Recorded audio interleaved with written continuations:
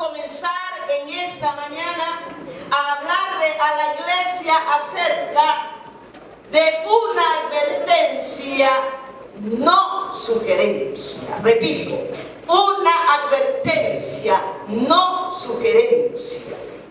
Y para ahondar en este tema en la mañana de hoy, yo quiero invitar a toda la iglesia a que vaya conmigo al Evangelio de Mateo en el capítulo 24.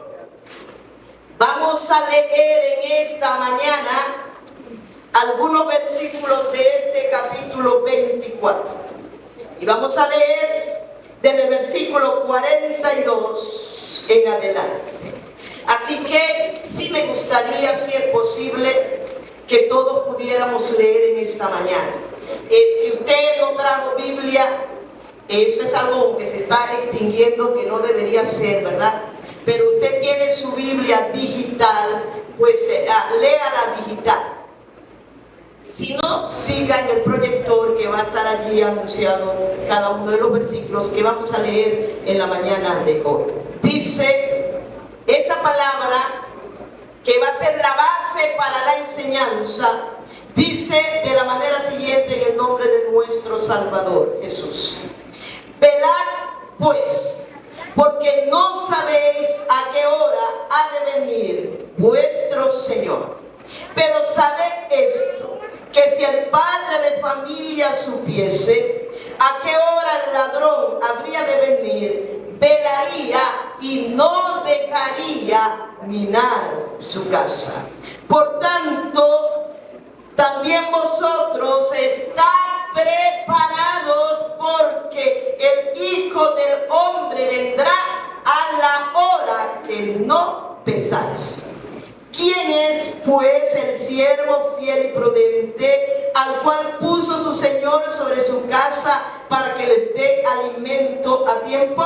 Bienaventurado aquel siervo al cual, cuando su Señor venga, le halle haciendo así. De cierto os digo que sobre todos sus bienes le pondrá. Pero si aquel siervo malo dijere en su corazón: mi Señor tarda en venir, y comenzare a golpear a sus consiervos, y aun a comer y a beber con los borrachos, vendrá el Señor de aquel siervo el día que éste no espera y a la hora que no sabe, y lo castigará duramente y pondrá su parte con los hipócritas. Allí será el lloro y el crujir de dientes. Hasta aquí esta parte del texto sagrado que hemos leído en esta mañana, del cual, mis amados, extraeremos la enseñanza titulada advertencia y no sugerencia. Sea el Espíritu Santo en esta mañana primero con mi vida, para que yo pueda ser instrumento en las manos del Señor, y sea el Espíritu Santo con usted, para que usted sea ese recipiente que esté deseoso de ser lleno de la palabra de verdad y de la palabra de vida, donde no haya lugar en esta mañana para la distracción, porque el que se distrae en esta mañana perderá. Y perderá la palabra que Dios está dando y a la iglesia en la mañana de hoy. Así que vamos a entrar de lleno. Luego, al finalizar, haremos un clamor por toda la iglesia, y Dios quiera que haya alguno en esta mañana que pueda irse con la salvación a su casa. Así que, hermanos amados, lo primerito que creo que es importante establecer es la diferencia que existe entre estos dos términos, que es advertencia y sugerencia. Nosotros, hermanos, por lo general, a veces confundimos una advertencia con una sugerencia. Pero la realidad es que es tan diferente la advertencia a la sugerencia. En este sentido, mis amados, una advertencia, hermanos amados, es una alerta acerca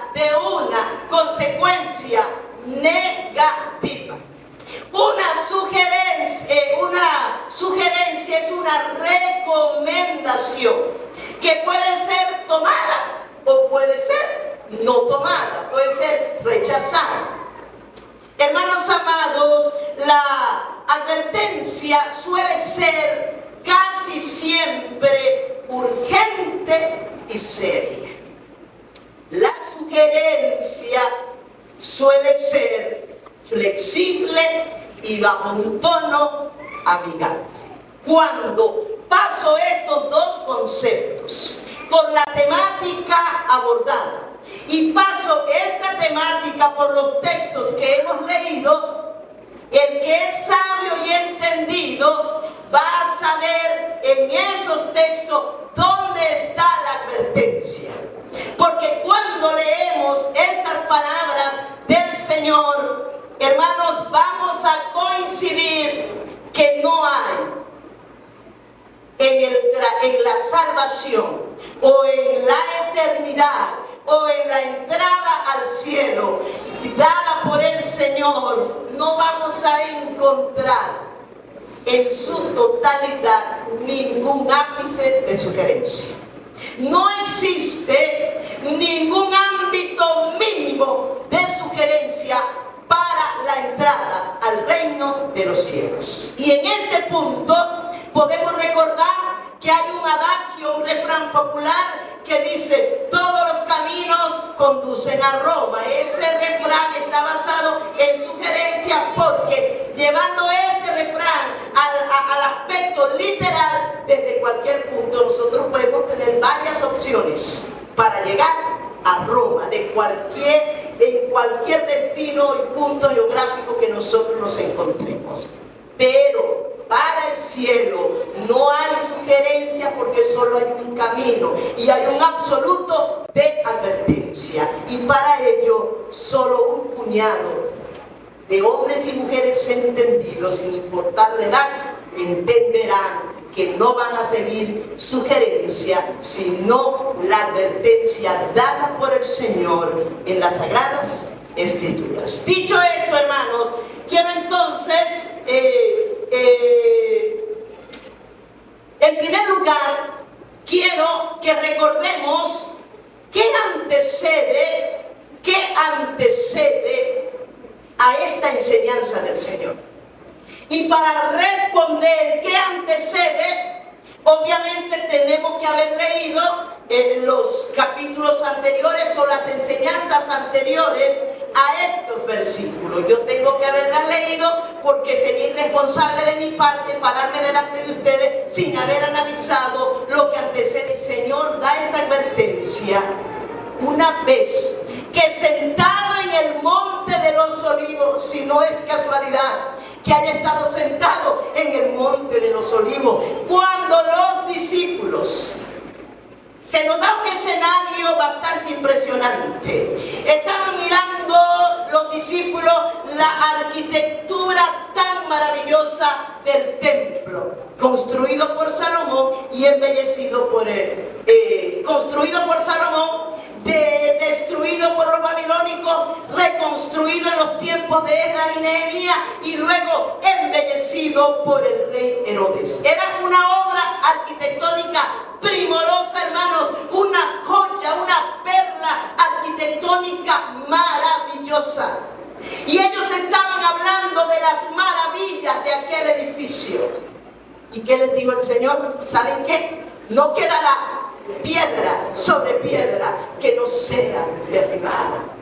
Y estando sentados en el monte de los olivos, los discípulos se le acercaron aparte, y yo me imagino en mi mente ese momento tan bonito, hermanos, esa confianza de los discípulos para con su maestro, sabiendo que había cosas que no las iban a preguntar en público, solo en un nivel de confianza, y ellos tenían ese nivel de confianza. Por lo tanto, aprovecharon una maravillosa oportunidad que usted tiene en esta mañana en lo que va a continuar oyendo. Y le dijeron: Señor, dinos cuándo serán estas cosas, porque el Señor dijo: este edificio no va a quedar nada de él. Admiro en ese momento la capacidad de los discípulos de que no menospreciaron esta palabra, que esto que el Señor les estaba dando. Ellos querían saber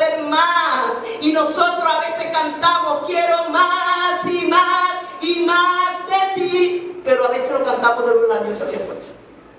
Y los discípulos querían saber más y dijeron: Señor, dinos, ¿cuándo serán estas cosas? ¿Qué señal habrá de tu venida y del fin del mundo? Una de las interrogantes más importantes que vamos a encontrar en las Sagradas Escrituras. Y el Señor les dijo: mirad que nadie os engañe, porque vendrán muchos en mi nombre diciendo: yo soy el Cristo, y a muchos se engañarán. Y les dijo: y oiréis de guerra y de rumores de guerra, pero aún no es el fin. Se levantará nación contra nación, reino contra reino, y habrá pestes, terremotos y hambre en diferentes lugares, pero aún no es el fin. Y luego el Señor les habla de la terrible persecución que vendría y se desataría y que los alcanzaría a ellos. Y además les dijo: y se levantarán muchos falsos profetas. Y por haberse multiplicado la maldad, el amor de muchos se enfriará. Pero el que persevere hasta el fin, este será salvo. Y cuando veáis la abominación desoladora de la cual habló el profeta Daniel, y tiene un paréntesis que nos dice que debemos prestar atención, el que lee entienda. ¿Y qué más sigue diciendo el Señor? Les habla de una terrible tribulación en el versículo 21, y les dice: y habrá entonces gran tribulación, la cual nunca ha habido en el mundo desde que fue creado, ni habrá una como esta en la tierra. Y si estos días no fuesen acortados, nadie sería salvo. Y como relámpago que sale del oriente y se muestra hacia el occidente, así será la venida del Hijo del Hombre. Hermanos amados, y luego les dice: y como en los días de Noé, será la venida del Hijo del Hombre. Y les dice: cuando se casaban y se daban en casamiento.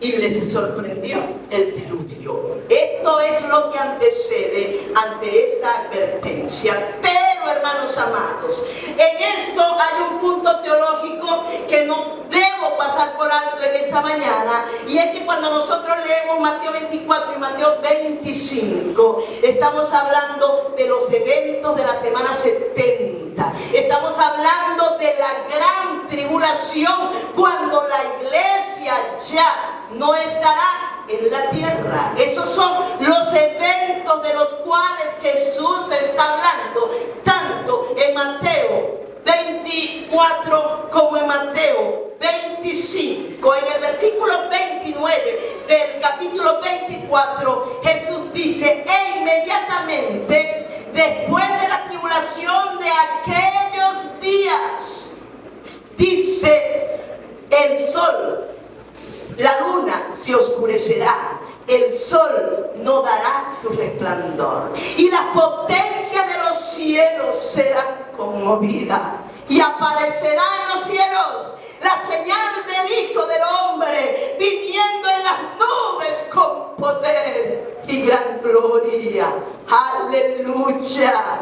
¡Qué escenario tan impactante! ¡Qué profecía tan impresionante! Esto es lo que el Señor enseña a los discípulos con una sola pregunta que los discípulos le hicieron: ¿qué señal habrá de tu venida y del fin del mundo? Y Jesús les enseña con tanta claridad que quedó registro de esto para que la iglesia pueda entender, saber, conocer en qué tiempo está viviendo y ir aún más allá, cómo está viviendo este último tiempo, hermanos amados. Así que la primera pregunta ya la respondí. ¿Qué antecedió a esta advertencia del Señor? En segundo lugar, ¿qué consiste esta advertencia? Estamos claros, hermanos, que una advertencia no no es una sugerencia. Una advertencia no admite, vacilación si lo hago o no lo hago. Eso lo admite una sugerencia. Aquí tenemos una advertencia. Si no la tomamos en cuenta, pasará exactamente lo que leímos en los versículos 50 y 51, y que después vamos a leerlo porque en otros versículos del Evangelio de Mateo, porque hermanos, es tan impresionante como el Señor en Mateo 24 y en Mateo 25 nos narró un conjunto de parábolas que todas tienen la misma enseñanza. Por eso es que eso lo vamos a ver un momentito más adelante, estas enseñanzas, porque qué hermoso nuestro Dios y qué infieles somos nosotros. Qué infieles, hermanos. Cuando llegue a darle una pincelada a la parábola de las 10 vírgenes, me voy a detener un momentito. Quiero decirles qué impacto recibía mientras analizaba la parábola de las 10 vírgenes. Vamos entonces a responder en qué consiste esta advertencia. Hay otro refrán, hermanos. A mí siempre me gusta recurrir a los refranes, no porque sea llanera, porque yo creo que en nuestra cultura o idiosincrasia venezolana siempre el llanero se caracteriza porque siempre tiene un refrán a flor de piel. Hay un refrán que yo siempre compartía con mis estudiantes de bachillerato, y yo les decía siempre: guerra avisada no mata soldado, y si lo mata es por descuidado. El descuidado es el que obvió la advertencia, la tomó como una sugerencia y murió. ¿Por qué? Porque guerra avisada no mata soldado. ¿Cuántos soldados hay aquí en esta mañana? Hay como 15 del tumulto que tengo aquí. ¿Cuántos soldados advertidos habrá en esta mañana? Amén. Bien, hermanos amados, ¿en qué consiste esta advertencia? Y para ver en qué consiste, vamos a volver a leer en esta mañana Mateo 24, 43. Hoy vamos a leer varios versículos. Es más, hermanos, si no logro terminar esto hoy, pues lo terminaremos después, que no va a ser este domingo porque estaré predicando, Dios mío, por allá en el municipio de Jacura, donde creo que no podré llegar en carro. Lo demás lo dejo a la imaginación de ustedes. Bien, hermanos amados, dice: pero sabed esto. Yo quiero que usted lea con entendimiento, porque, hermanos, yo he estado muy ansiosa en esta mañana. Yo he tenido una necesidad de comunicar esta enseñanza a la iglesia.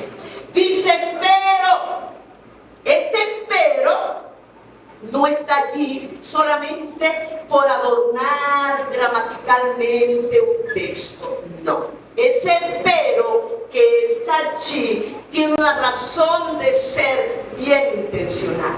Ese pero inclusive encierra una gran advertencia, pero presta atención.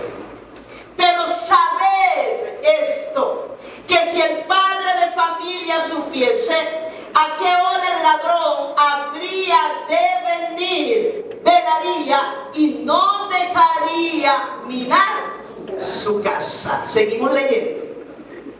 Y dice: por tanto también quieres. Dice: estad desprevenidos, estad preparados, subraye eso allí en su mente, porque el Hijo del Hombre vendrá a la hora que no pensáis. ¿Y qué sigue diciendo el otro versículo? ¿Quién es pues? Es una gran interrogante. ¿Quién es pues aquel siervo que tiene dos características impresionantes? Fiel y prudente. Dice: al cual puso su Señor sobre su casa para que les dé alimento a tiempo. O hasta allí. Les digo algo, yo les estoy dando a ustedes alimento a tiempo. Usted ve si lo recibe o no lo recibe. Pero en esta mañana, con el temor de Dios y la pasión de anunciar el Evangelio, les estoy dando alimento a tiempo. Así que vamos a ver entonces en qué consiste esta advertencia. Nosotros aquí podemos ver aquí, si nos vamos a la gramática, nosotros podemos ver aquí como un conjunto de metáforas. ¿Qué es una metáfora? Porque yo creo que a veces usted dice, la pastora tanto habla de metáfora. El Evangelio es sencillo, hermano, porque el Evangelio es lo más sencillo. El Evangelio no hay que buscar las palabras, no, el Evangelio es sencillo. Pero hay cosas que voy a explicar para que ustedes entiendan por qué están escritas de esa manera. Y cuando hablamos de una metáfora, hablamos de algo que tiene características de otra cosa. Y debo entender que eso es una metáfora. Otros han visto en estos versículos una parábola, aunque no aparezca allí el término parábola, ni aparece una expresión que acompaña siempre a la narrativa de las parábolas. El reino de los cielos es semejante a. Pero, sea una parábola, sea un conjunto de metáforas, aquí hay una terrible advertencia. ¿En qué consiste? Y para poder conocer un poco más en qué consiste, hay aquí una palabra que yo la considero clara. Y es que en esta advertencia el Señor dice que Él va a venir, pero que va a venir en el día que no pensamos que va a venir. Y dice, y que este día no le sorprenda como ladrón. Y dice, porque si el padre de familia supiese a qué hora el ladrón va a robar su casa, otro término que hay que subrayar, velaría y no dejaría que le robase. Hermanos, Mateo 24 y 25 nos describe los eventos de la gran tribulación que terminan con la segunda venida de Cristo, que está en Mateo 24, 31, si no me equivoco, y que luego la vamos a ver en Mateo 25 también. Pero la pregunta es, si aquí están descritos los eventos de la semana 70, y nosotros ya no estaremos acá en la tierra porque hemos partido con el Señor, ¿dónde está la advertencia? ¿Por qué tenemos que hablar de esto? Y la pregunta también relevante es, ¿a quiénes les tomará la venida del Señor como ladrón en la noche? ¿A quiénes? ¿Para quiénes? Vendrá como ladrón en la noche. Y cuando nosotros analizamos esto como ladrón en la noche, es un hebraísmo. ¿Qué es un hebraísmo? Nosotros, al leer la Biblia con nuestra mente latina, no entenderíamos nada, hermanos. ¿Por qué? Porque la Biblia no fue escrita en español. Es más, ni en latín. Después fue traducida al latín. La Biblia fue escrita en hebreo, y en algunas porciones en arameo, y el Nuevo Testamento en griego. Y los idiomas varían, hermano, varían en muchísimos aspectos. Y si nosotros leemos esto con la mente bien venezolana, no entenderíamos nada. Por eso es que es importante a veces escudriñar y saber, para poder comprender con más precisión por qué se hace esta referencia a un ladrón en la noche. Nosotros lo entenderíamos, pero un judío lo iba a entender al pie de la letra, hermanos. ¿Por qué? Porque ¿qué es un hebraísmo? Un hebraísmo es como un hebraísmo, si decimos hebraísmo, obviamente es del idioma hebreo. Y un hebraísmo es como una idea o un concepto que está encapsulado en un dicho, pero que es común a aquel al cual pertenece el idioma. Pasa, nosotros tenemos no hebraísmo porque nosotros nuestra lengua madre no es el hebreo, es el español, pero nosotros tendríamos españolismo, por decir de alguna manera, que nada más, hay palabras que nada más la vamos a entender los venezolanos. que usted se va a otro país, usted las dice y no le van a entender en absoluto, ni porque eso es palabra, y dígame si hablamos del paraguanero. Menos, hermana, hay cosas que solo las vamos a entender nosotros porque conocemos nuestro idioma. ¿Me explico? Pero aquí hay un hebraísmo en esa figura o en esa expresión como ladrón en la noche. ¿Y sabe qué? Vamos a irnos a que no es solamente acá en Mateo que aparece esa expresión. Vamos a irnos a Apocalipsis 3, capítulo 3, vamos a leer del versículo 2 en adelante. Este es el terrible mensaje o advertencia, no sugerencia, a la iglesia de Sardis, que bien un miércoles de esto nosotros compartíamos así como someramente. Así que fíjese lo que el Señor le está diciendo a una iglesia ubicada geográficamente en Asia Menor, que era una iglesia que se estaba desvaneciendo, hermanos. Y le dice el Señor: sé vigilante y afirma cosas que están para morir, porque no he hallado tus obras perfectas delante de Dios. Qué cosa tan impresionante. Y le dice: acuérdate pues de lo que has recibido y oído, y guárdalo y arrepiéntete, pues si no verá, vendré sobre ti como ladrón y no sabrás a qué hora vendré a ti. Es el mismo hebraísmo que encontramos en Mateo 24, hermanos. Si no, le dice el Señor, si no velas. ¿Y qué le dijo el Señor? ¿Qué nos dice el Señor en Mateo 24? Habla de un siervo, de un padre de familia que tiene que estar velando, que tiene que estar vigilando. Y si nos vamos a Apocalipsis 16:15, vamos a encontrar esto nuevamente. Pero vamos a entender el porqué. ¿Listo? ¿Qué dice el Señor aquí en Apocalipsis 16:15? He aquí, yo vengo como ladrón.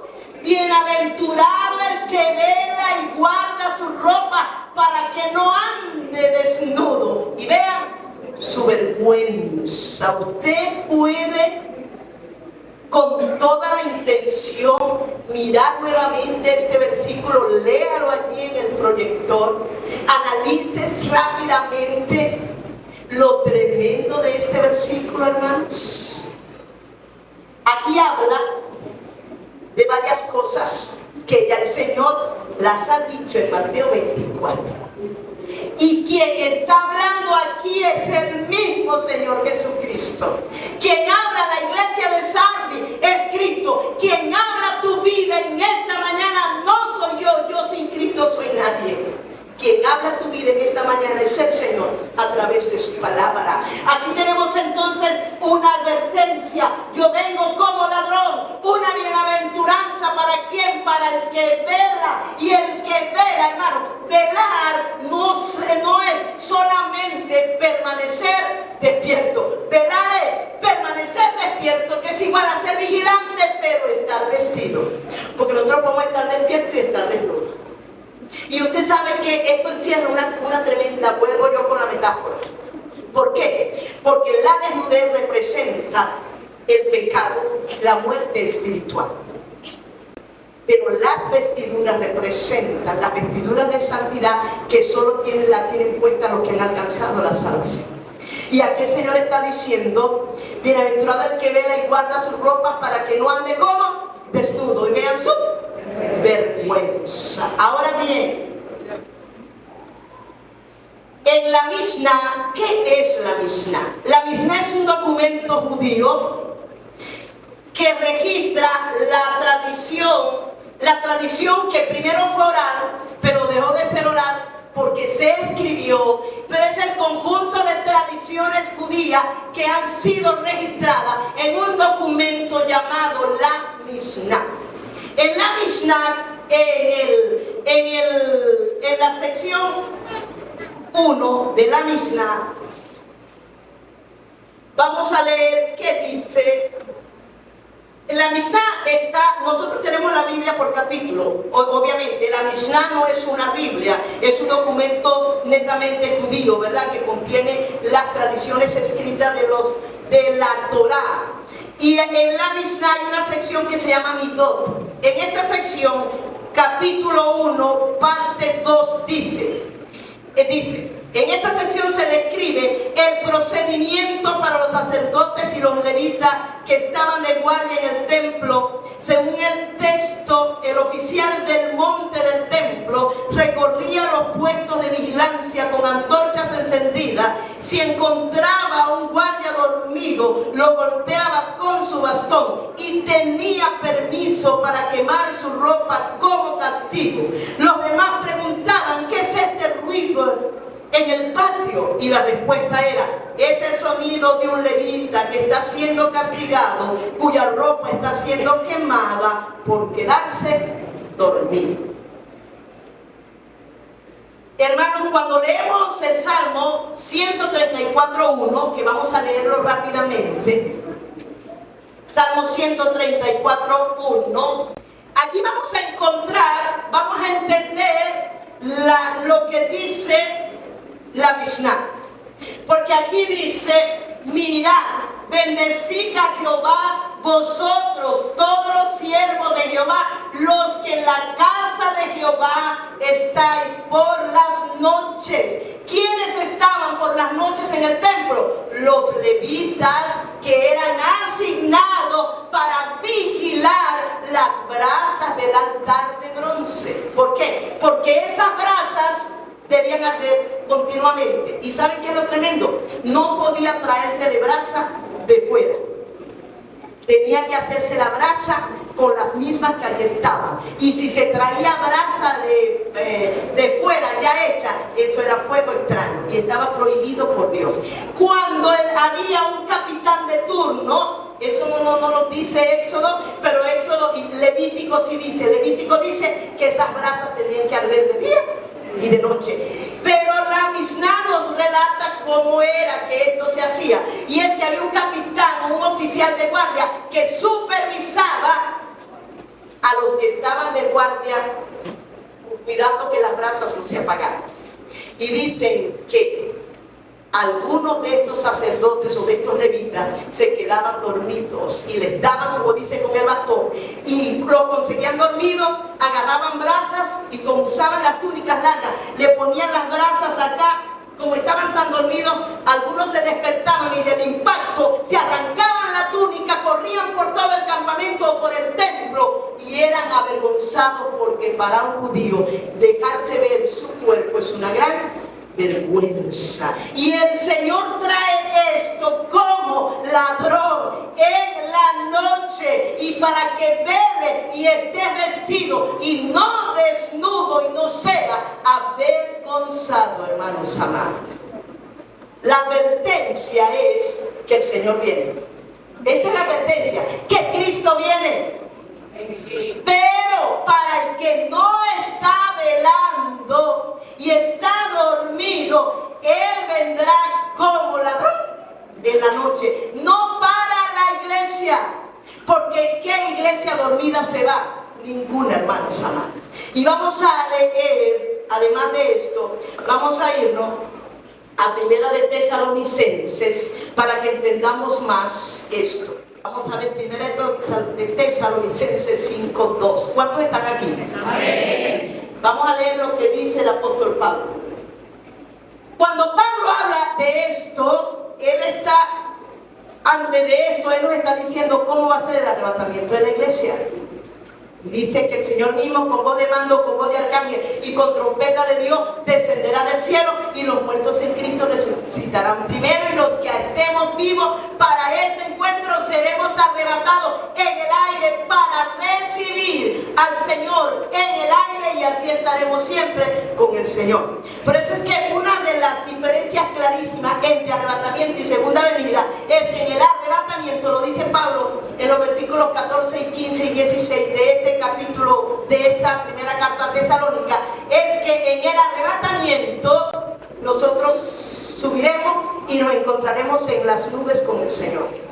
Pero en la segunda venida, Cristo vendrá y pondrá su pie en el monte de los olivos y nosotros bajaremos con Él. Ahora bien, el punto aquí es esto.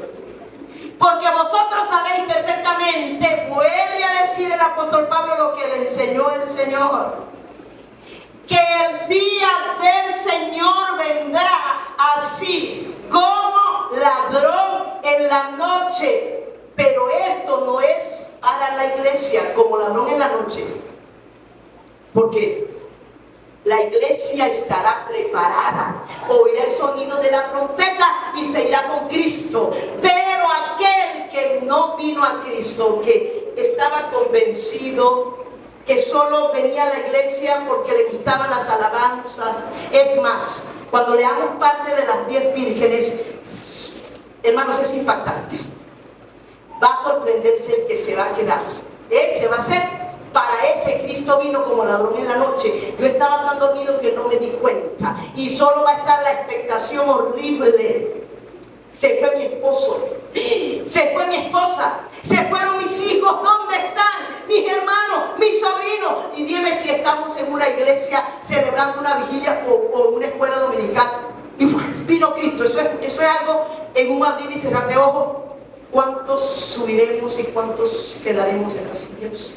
Para el que quede en la silla, será como ladrón en la noche. Sorprendido me quedé, Dios me quedé. Y otros que ni remotamente se darán cuenta de que fue el arrebatamiento porque están envanecidos en su religión, llámese hinduismo, llámese islamismo, llámese cienciología, llámese nueva era, llámese catolicismo, llámese como se llame, ni cuenta se darán. Será un evento más de que en el mundo porque no conocen la verdad.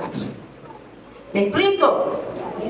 Así que sigue diciendo el apóstol Pablo que cuando digan paz y seguridad, entonces vendrá sobre ellos. Aquí es interesante analizar dos aspectos. Primero Pablo habla de vosotros y luego habla de ellos. Son dos grupos distintos. Vosotros somos la iglesia. Ellos son los perdidos que se quedaron. Cristo vino como ladrón en la noche y no estuvieron preparados, porque la advertencia es estar preparados, hermanos. Y eso no es una sugerencia, eso es una advertencia, porque el que no está preparado lo sorprenderá la venida de Cristo como ladrón y se quedará viviendo los terribles sucesos de la gran tribulación. Y no es que soy de la prensa amarillista, no, hermanos. Es que no hay palabras para describir los aspectos terribles de la gran tribulación. En boca del Señor Jesús dijo, vendrá entonces gran tribulación, la cual no ha habido nunca en el mundo como esta tribulación que viene sobre la faz de la tierra. Y aquí hay un aspecto que dice, cuando digan paz y seguridad. ¿Por qué? Porque cuando venga Cristo por su iglesia, allí comenzará la semana número 70 de las profecías de Daniel. Yo sé que para el que está por primera vez, tal vez no entiende la semana 70, le diré como el español, os prometo pronto darles una enseñanza de la semana de las 70 semanas. Pero es la semana 70 que es la semana que durará 7 años, porque en Israel Dios le estableció semanas de día y semanas de año. Y si usted no me cree, puede ir a Levítico capítulo 5 y allí el Señor dice, contaré tantas semanas de día y tantas semanas de años, hermanos amados. Así que cuando venga Cristo y nos vayamos con Él, no se irá ningún desprevenido, solo los siervos fieles y vigilantes, con vestiduras de salvación, de santidad, hermano. Y comenzará entonces un caos sin precedente en la tierra. Un caos sin precedente, pero estará la figura de un hombre demoníaco 100%, llamado el hombre de pecado, el inicuo, el cuerno pequeño, el anticristo. Él traerá una falsa paz durante 3 años y medio. Y cuando Él venga en su gobierno, la gente dirá paz y seguridad seguridad, pero a la mitad de esa semana de 7 años vendrá un caos sin precedente cual nunca visto en el mundo. Después del anticristo va a comenzar a marcar con el 666, y allí cuando nosotros también vamos a ver la ira de Dios derramada sobre la faz de la tierra, con 21 juicios descritos en Apocalipsis, hermanos, desde el capítulo 6 hasta el capítulo 18. Nosotros vemos los juicios de Dios que van a ser derramados sobre la tierra. Así que Pablo está diciendo, vendrá sobre ellos, dice, destrucción repentina como los dolores a la mujer encinta, y no escaparán. Pablo aquí está utilizando una metáfora. Está caracterizando lo que es propio de una mujer con dolores de parto, que ya eso no es ni tan tangible y evidente hoy, porque la gran mayoría de hoy se les hace cesárea, ¿verdad? Bueno, no la gran mayoría, hay unas cuantas que también paren, y que cuando uno está al lado de la sala de parto uno oye gritos de las mujeres. Yo, porque nunca parí, a estas alturas no tengo hijos, pero yo creo que yo les he dicho, hagan una cesárea, porque es que dicen que los dolores de parto, las mujeres que están aquí, que han dado a luz, saben lo terrible que es. Yo sé que yo le preguntaba a mi mami, cuando tuvo a mi última, nosotros somos, bueno, iba a decir 14, pero mi hermano partió con Cristo el año pasado y quedamos 13. Pero yo le preguntaba a mi mami cuando estaba embarazada de mi última hermana, que es misionera ahorita en España con su esposo, mami, pero ¿dónde es que te duele? Yo tenía 10 años. Ella me decía, hija, me duele aquí atrás, ay, me le dolía en todos lados. Y yo la veía a ella, y era una mujer guapa, pero gritaba. Aquí dice, el Señor también lo dice. Y Pablo está diciendo que como los dolores a la mujer encinta, y no escaparán, porque no habrá manera de escapar de la gran tribulación. Les digo un dato más.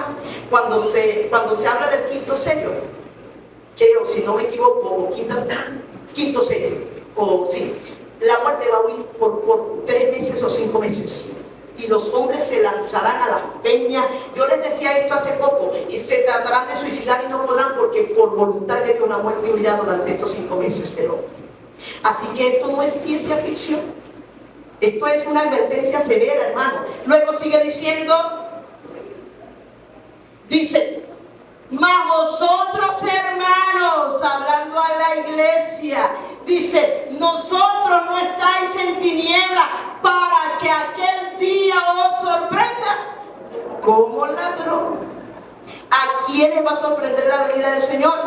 A los dormidos, a los que no velaron teniendo la palabra de Dios. Porque el que nunca se convirtió y vive en la religión y en las doctrinas demoníacas, no va a valorar que eso fue Cristo que vino. Pero aquel que conoció la verdad del Evangelio, aquel que estuvo en una iglesia y oyó, aquel que se creía cristiano pero no era, hermanos, este día lo va a sorprender como ladrón. Seguimos en el 5, porque todos vosotros sois hijos de luz e hijos del día, no somos de la noche ni de las tinieblas. Eso hace la diferencia, hermanos amados. Amén. Así que entonces la advertencia del Señor es, velen, porque la realidad es que Cristo viene ya. Pero el día y la hora nadie lo sabe, hermano. Nadie sabe el día ni la hora, y eso hace que su venida se llame la inminente venida del Señor Jesucristo, que puede suceder en cualquier momento. Y hay una palabra en griego para este evento que es arpazo, y arpazo es mudar súbitamente de lugar, de un momento a otro. Seremos raptados, hermanos. ¿Y qué evidencias tenemos de esto? Las Sagradas Escrituras. Y Dios no miente, Dios no miente, Dios es veraz, Dios nos advierte. ¿Y saben qué me llama la atención? Que leyendo las noticias o viendo algunas noticias hace como 3 días, vi que Hamas, voy a cambiar bruscamente de escenario, Hamas, ese grupo terrorista, él pidió a Netanyahu una tregua por 7 años. Eso sí que me llamó la atención. No sé cuántos de ustedes leyeron esta noticia. Una tregua por 7 años a lo que Benjamín Netanyahu respondió que era la más absurda y grande de las locuras. Pero para mí no es casualidad que esté pidiendo una tregua de 7 años. Yo dije, Dios mío, no dijeron 2 ni 3, sino 7, porque es que 7 años será la gran tribulación, y el foco central de la gran tribulación se le llama apretura de Jacob, porque es cuando la ira de Dios será derramada sobre los moradores de la tierra, y donde Dios tendrá su trato especial y único con la nación de Israel. El anticristo podrá lograr el acuerdo de paz entre judíos y palestinos. Estoy haciendo un paréntesis bruscamente para que sepamos los tiempos que nosotros estamos viviendo, hermanos amados. Así que vamos a ir ya cerrando a la última pregunta. El fiel y prudente y el siervo malo o insensato. ¿Siervo qué es? Un esclavo. Es un esclavo. Y la palabra en griego para esclavos es doulos. Y doulos en el escalafón de servidumbre, porque un mayordomo puede ser un esclavo, pero estaba puesto como mayordomo, tenía ciertos privilegios. Un doulo era en la escala de servidumbre el más bajo de todos. Amundo, el más...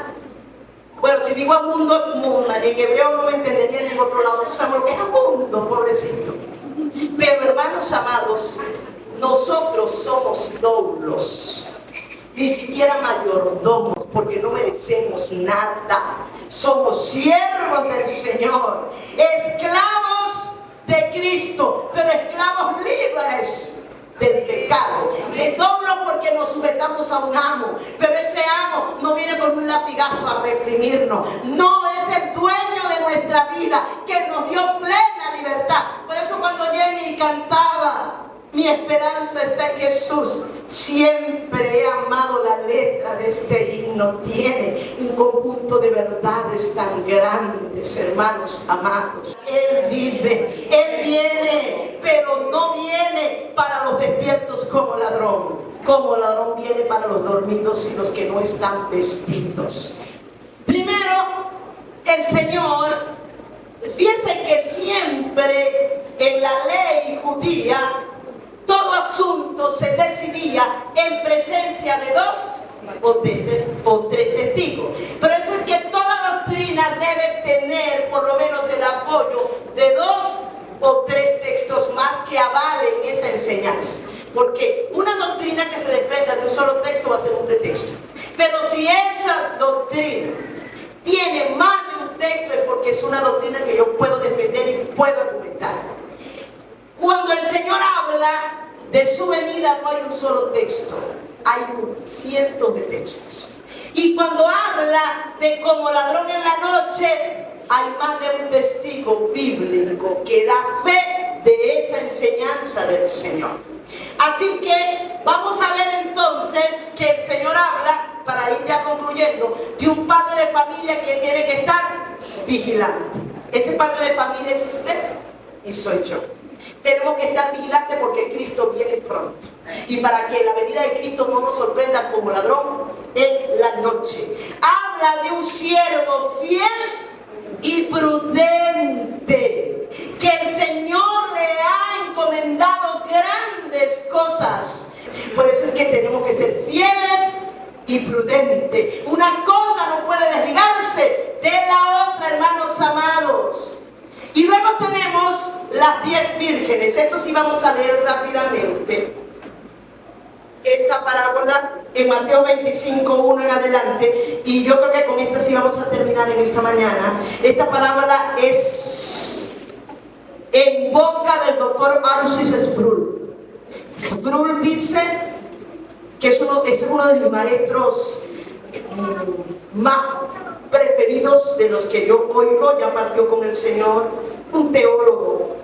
Él dice, esta es la más aterradora de todas las parábolas que el Señor haya pronunciado. Y cuando la leemos coincido con el doctor Sproul, definitivamente. Leamos en esta mañana esta parábola. Entonces, si quiere oiga, dice: el reino de los cielos será semejante a 10 vírgenes que tomando sus lámparas salieron a recibir al esposo.